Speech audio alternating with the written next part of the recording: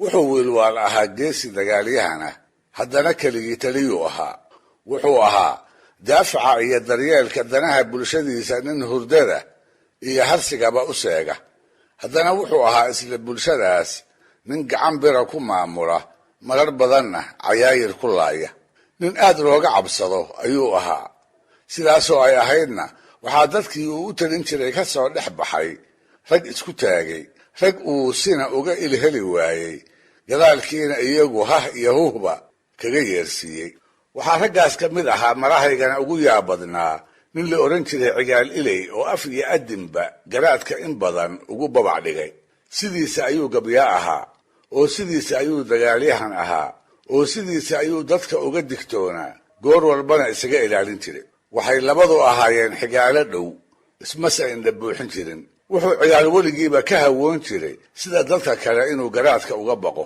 nin la loolama waxbana aanu ogeyn ayuu ahaa. sidaas awgeedna in badan ayuu garaadku isku dayey inuu dabinna u maleego, marnabase waa ugu soo dhici waaye. ma yarayn inta jeer oo uu u soo diray dhallinyaro goor habeena gaadma ku soo disha. hase ahaatee waxay ku soo noqon jireen iyagii oo uu cigaal qaarna laayey, qaar kalena uu dhaawacayoo wax jaban iyo wax jiisa uu ka dhigay.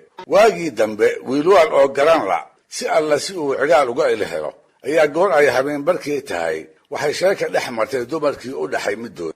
jeer dambe oo ay kala seexan lahaayeen ayuu ugu faanay geyiga ballaarka badan ee ay ku dhaqan yihiin inuu isagu rag oo idil ugu xirri badan yahay, ugu xeel dheer yahay, ugu geesisan yahayoo nin u soo badheeri karaaba aanu ku noolayn.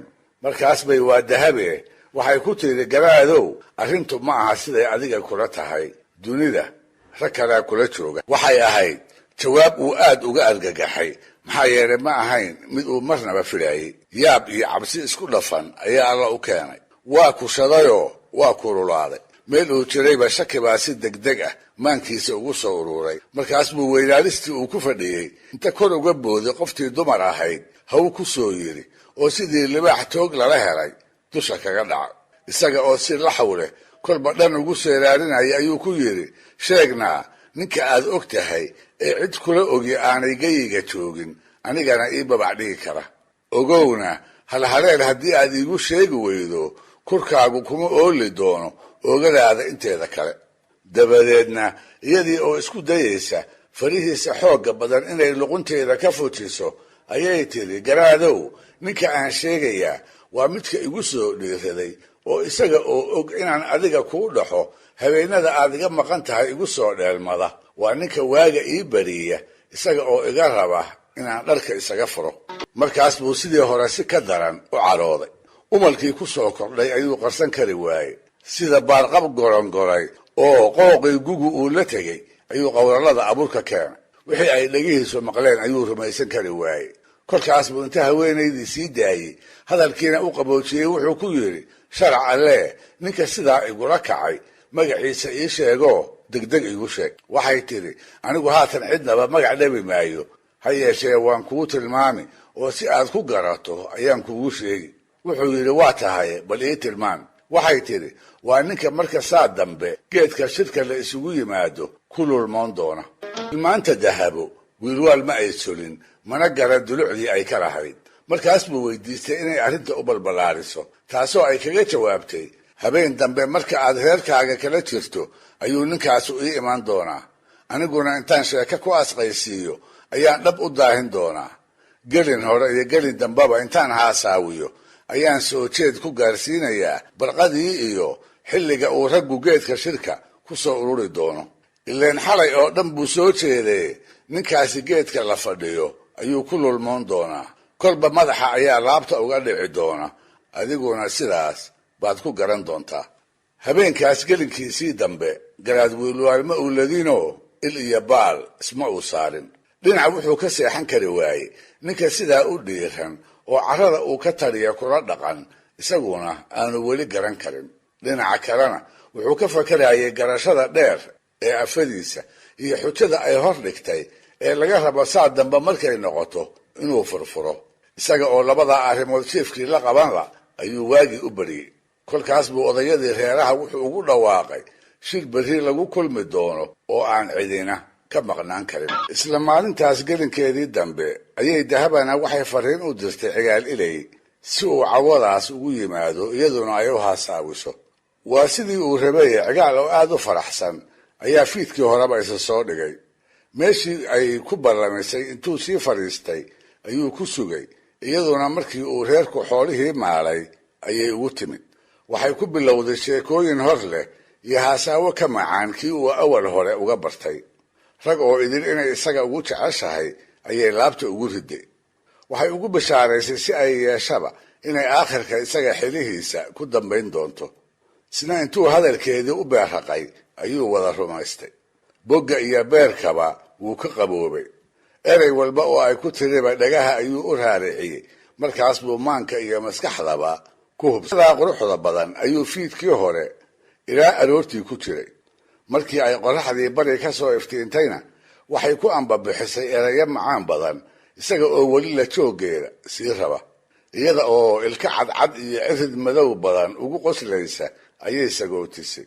wax yar kadibna geedkii shirka ayuu isa sii taagay isaga oo dhanna ka faraxsan dhanna ka daalanoo halaaqoonaya. dhegaystayaal, barnaamijkii dhaqanka iyo hidduu maanta halkaa ha inoo joogo. waa inoo toddobaadka dambe iyo waxa geedka shirka ka dhici doona ee wiilwaal iyo cigaal ilay ku dhex mari doona hadduu eebba idmo. dhegaystayaal, goor habeen bara waatuu wiilwaal afadiisii dahabo ugu faanay rag oo idil inuu isagu ugu xirri badan yahay uguna geesisan yahay. taana intay ku diiday waatay ku tiri garaadow dunida rag baa kula jooga. iyada oo maanka ku haysa cigaal ilay oo ka mid ahaa raggii tirada yaraa ee ninkeeda isku taagi jiray. weedha dahabo intuu aad uga umlay waatuu ka tawday ujeeddadeeda inay u faahfaahiso. dabadeedna iyada oo aan cidna magac dhabin waatay ku tiri waxaan u jeedaa ninka og inaan adiga kuu dhaxo ee haddana isoo hawaystay. markaana waatuu weydiistay inay u sheegto siduu ninkaa isaga ah ku garan karo. waatay dabeed ku tidhi waa ninka habeen dambe igu soo dheelman doona. sidaan u haasaawinaayo ilaa hiirta waa beri waa ninka aan soo jeedin doono. saa dambe geedka shirka markii la isugu tago waa ninka ku lulmoon doona.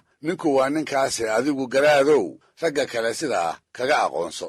siday caadadu ahayd geedka markii lagu soo dhammaaday ayuu wiilwaal hadalkii u hormaray. wuxuu wax ka yidhi arrimo ku saabsan daaqa iyo degaanka tolka iyo dadyowgii ay dariska ahaayeen wixii qaan ahaa oo kaga maqnaa amaba iyaga lagu sheeganayay. waa nin wax u dan lehee hadalka wuu dheeraynayaa si uu shirka u daaliyo. intii uu dabeebanayay oo dhanna raggii goobta fadhiyey ayuu mid mid isha ula raacayaa bal inuu arko kii ay dahaba u tilmaantay. balqaharaac markay ahayd ayuu indhaha ku joojiyey cigaal ilay oo gamanyoonaya. qoorta ayuu laalaadinayaa. garkuna galowda korkeeda ayuu ku qotamaa. marba hoos ayay luqunta uga dhacaysaa. haddana intuu isgarto ayuu soo ceshanayaa.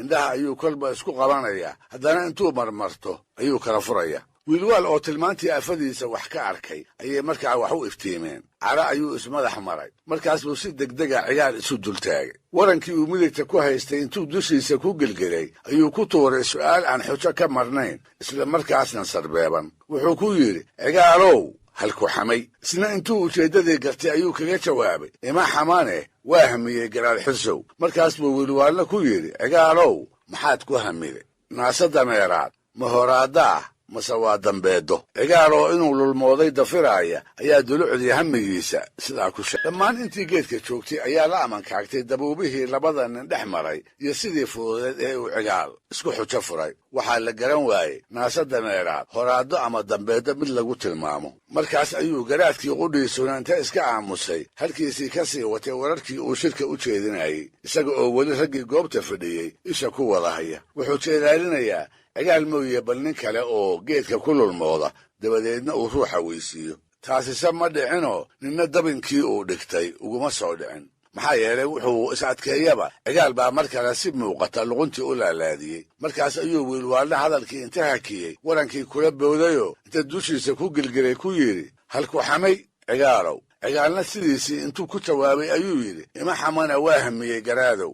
war bal sheeg shirkana maqashii wixii aad ku hamiday. haddii kale intii aanu garaadku weedhiiba dhammaystirin ayuu cigaalna ka horgeeyey su'aal uu ku sheegay inay tahay wixii uu ku hamiyaayey taasoo ahayd addimma goroyo majeenyaa mase waa lugo. dabadeedna garaadkii kolay ku tahay raggii oo idil ayaa sidii markii hore yaab la kala jeestay. waxay la ashqaraareen siduu mar labaad cigaal isku xujo furay iyo weliba dhumucda su'aashii uu iyaga soo dhex dhigay. runtii su'aal meesha ku jirta ayay ahayd, ha yeeshee ma ahayn tu weligeed maankooda ku soo dhacday. waxay ahayd intii cabbaar ah su'aal ay baadigoobka jawaabteeda ku raageen. nin walibana wuxuu isku dayey kii garabkiisa fadhiyey inuu ka togdo bal addimo gorayo waxa lagu sheegi karo. waa garabgaab ay xoolihiina soo hoyaad yihiin. godkii galbeed ee ay ku qarsoomi jirtay ayay qorraxdii ku sii durkaysaa. lo'dii oo insaarixihina waxay tiigsanaysaa golayaashii la fadhiisan jiray iyo halkii ay weylaheeda ku ogeyd. ha yeeshee garaad wiilwaal weli waa taagan yahayoo isaga oo hubkiisii u dhan yahay ayuu dabeebanayaa. guurtiidii tolka iyo raggii u dagaalami jiray ayuu la hadlayaa, isaga oo warka dheeraynaya oo si ka badbadis ah u faahfaahinaya.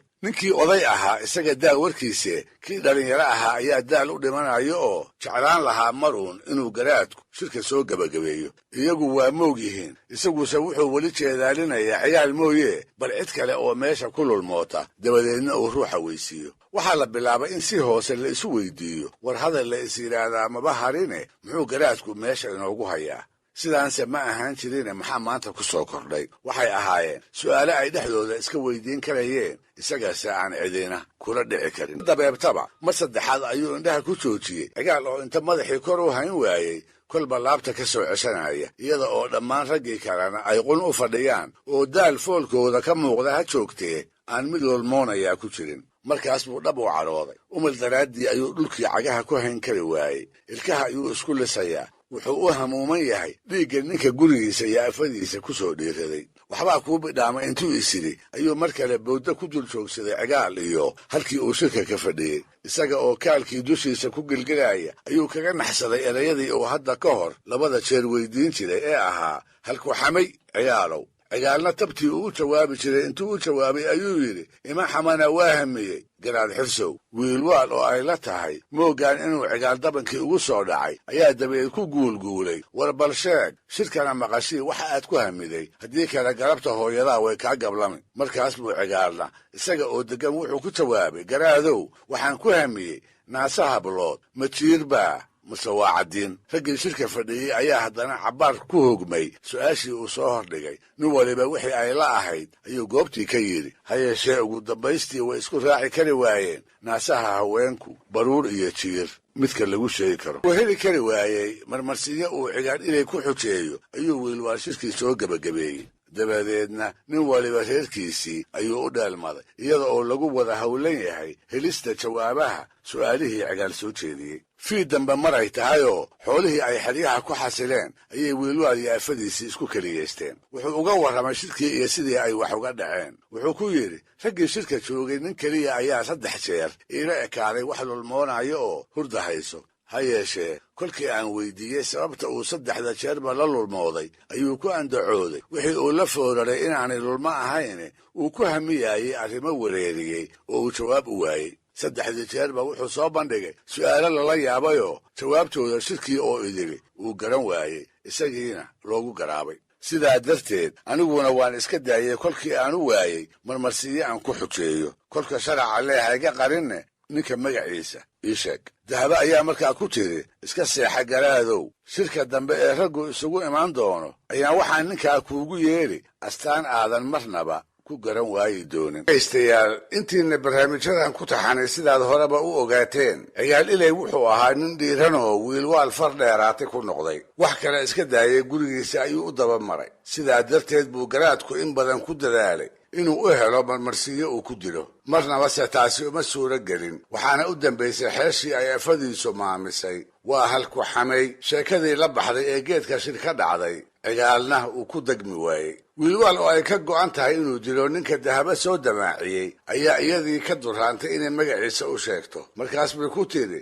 cidna magac dhabi maayee tilmaan baan ku siin. habeen dambe intaan u yeedho markuu ii yimaado ayaa ninka go'iisa sare tafta ka goynayaa. adiguna markaad geedka isugu timaadaan waxaad isu fiirisaa go'iisa iyo go'yaasha ragga kale. ninka isoo haweystay waa midka uu go'iisu taf go'naan doono. hawraarsan ayuu yidhi, habeenkaana sidaas bay ku kala seexdeen. maantii lagu ballamay ayaa la isugu yimi geedkii lagu shiri jiray. siduu tashigu ahaana xalay gelinkii hore oo dhan wuxuu cigaal la joogay dahabo oo uu qalbigu u ruxanayay. cawaysin dambe ayuu ka dheelmaday isaga oo faraxsan, asii aan ogayn go'a uu huwan yahay inuu taf go'an yahayoo mandiil ay nabasta soo gashatay ay dahabo kaf kaga siisay. had iyo jeer cigaal ilay geedka shirka wuu ku soo hormari jiray. maalintaasna iyada oo rag yari fadhiyo ayuu soo gaaray. go'iisii intuu doonyooday ayuu nin ay shaxwadaag ahaayeen jalo la dhigtay.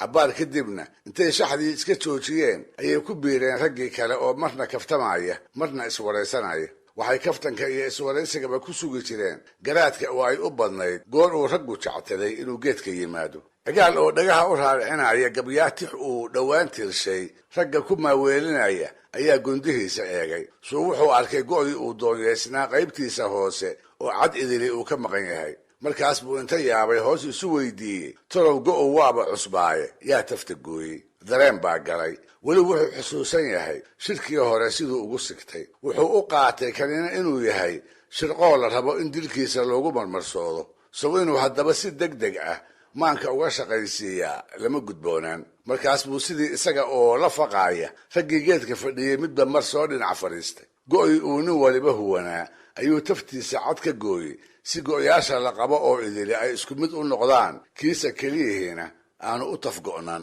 hortaas goor aan ka fogayn ayuu wiilwaalna madashii soo gaaray. halkii geedka ugu hooska badnayd ayuu salka dhigay. markiibana wuxuu bilaabay hadal hadoofaho uu ku qarinayo dantii dhabta ahayd ee uu shirkaba u wacay. wax yar kadibna intuu hadalkiisi kadiisa u hakiyey ayuu seeftiisii galka kala soo baxay. tii oo gacantiisa midig ka walac leh ayuu la dul tegay cigaal kuna yidhi, muxuu cigaalow go'aagu la tafgo'an yahay? kiina isaga oo aan jawaabin ayuu fiiriyey qaybta hoose ee go'iisa. wuxuu iska dhigayaa wuxuu garaadku sheegayo nin aan markaas ka hor warba u haynin. haddana raggii shirka fadhiyey intuu isha wada mariyey ayuu wiilwaal kor u eegayoo ugu jawaabay, garaadow waa runtaayo go'ayga cad waa ka maqan yahay. maxaase aniga igu gooni ah haddiiba inta badan ragga meesha fadhiya ay go'yaashoodu wada taf go'an yihiin? mar qura ayuu nin waliba go'iisii hoos u eegay, mase cad dhan baa ka maqan. yaab baa lala kala jeestay. garaadkiina amankaag buu la madax wareeray. maalintaasna cigaal xujo waa loo waayey. xirribtiisii weynayd ayaa badbaadisay. ha yeeshee wiilwaal weli ma samrin. hor aan la filayn ayuu wiilwaal shirkii soo gebagabeeyey isagoo guddoomiyey cigaal mooye ragga kale inuu geedka ku kala dareero. sababta sidaa deg dega uu shirka ugu soo gebagabeeyey waa la garan waayey. waxaase ka daraydoo nin sheega la waayey sababta uu cigaal keliya ula haray. inkastoo aan cidina la ogeyn, haddana waxaa ka go'nayd inta aan qorraxdu dhicin inuu cigaal ka faraxasho, sidaasna uu ku eedsiiyo dhiiridii uu afadiisa ku haweystay. waxaa geedkii isugu soo haray wiilwaal, cigaal iyo labadoodii sange oo meel u muuqata ugu shakaallaa. dabadeedna wiilwaal oo maagan inuu ku asadihiyo sabab ka duwan tii uu ula haray ayaa cigaal ku yidhi, in dhoweyd si gaar ah uma aynu kulmin. sidaa darteed baan waxaan gartay ilaa qorrax dhaca in aynu iska sheekaysanno innaga oo manjamarayn iyo taxtaxaash banka jigjiga ugu dhex saqaafayna. weedhaas iyada ah cigaal umuu riyaaqin. wuu dareensaday. wuxuuse goostay inaanu taladiisa diidin, isla markaana uu aad isaga ilaaliyo. ha la yeelo garaad ayuu ugu jawaabay isaga oo weliba u ilka caddaynaya. waa kuwaa haddaba iyagii oo bartamaha banka dhex saqaafaya, labadoodii baxdowna ku jooga. mid waliba qalabkiisii dagaalka ayuu ku raran yahay. danta garaadku waa cigaal inuu gaadmo ku aao, inuu haad ka helo oo markuu isdhigto uu labada waran isu dhaafiyo. waa kuwaa isgarab wada, labadoodii farasoo si qabow ula kadlaynaya. wiilwaal baa sheekaynaya oo hadba iska keenaya qosol aan bushimaha dhaafsiisnayn. cigaalna isaga oo ka digtoon ayuu ka wargurayaa. ilqooreedda ayuu ka eegayaa.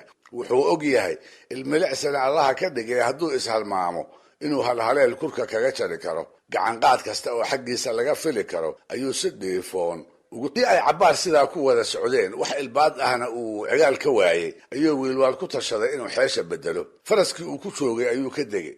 markaas buu cigaalna kiisii ka degay.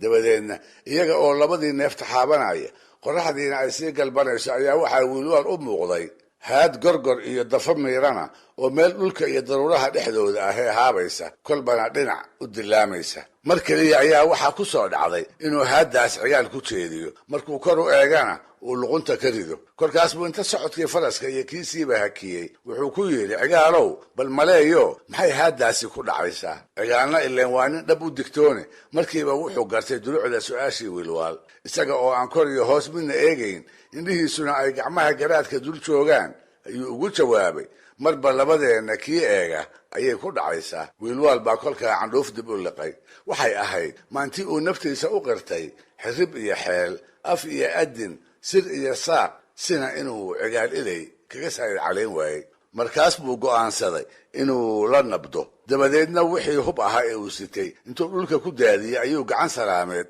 u soo taagay isaga oo ku leh inaa adeerow galabta laga bilaabo colaadaadu iguma jirtee tayaduna ha kaa baxdo marka hore ooryahayga iyo guryahayga iidaa mugga xigana garaadka aan ahay sida dadka kale iigu maamuusoo shirka bartida ha igula akeekamin hana isku kaytaagin ciyaal bay kolkaa neef kululay ka soo kuday inkastoo dhiiladii uu qabay ay laabtiisa weli wax kaga harsan yihiin haddana hadalkii uu maqlay wuu u bogay markaas buu ugu jawaabay waa tahay garaad taladaada ayay ku dhan tahay loona noqon maayo waa hawraarsan iyo guddoon galabtaasna iyada oo nina aanu midka kale ka irdhaysnayn ayay reerahoodii u kala carraabeen waa dambe oo uu gaboobay ayuu garaadku sheekeeyey wuxuu ku dheeraaday hoog iyo ba wixii uu rag ku falay wuxuu ku xijiyey wixii isagana ay rag kale ku markadeen iyo tabihii ay uga saayid caleeyeen si gaara wuxuu u xusay arrintii isaga iyo cigaal ilay dhex martay ee ay waagii dambe ka heshiiyeen kolkaas buu sheekadii wuxuu ku soo idleeyey rag hooyadiisna waan u hayayoo walaalow wax uu ku dhaamo waan waayey taasoo noqotay hawraar ay soomaalidu ku mahmaado gaar ahaan markii la isla helo tan eebba mooye awood kasta oo kale